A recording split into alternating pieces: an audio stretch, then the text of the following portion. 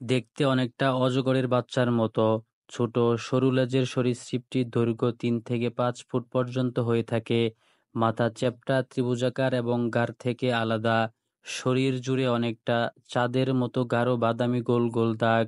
দৈহিক এই বৈশিষ্ট্যের কারণে শুকনো পাতা বা ধানক্ষেতের মধ্যে খুব সহজেই লুকিয়ে রাখতে পারে নিজেকে। বলছি বিশ্বের অন্যতম বিষধর সাপ রাসেলস ভাইপারের কথা।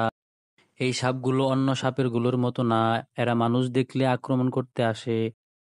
নিজেকে বিপন্ন মনে করলেই করে বসে আক্রমণ। আক্রমণের ক্ষেত্রে এটি এত ক্ষিপ্ত যে ১ সেকেন্ডের ১৬ ভাগের ১ ভাগ সময়ে শেষ করতে পারে পুরো প্রক্রিয়া। ক্ষেপে গেলে শব্দ করে প্রচণ্ড জোরে।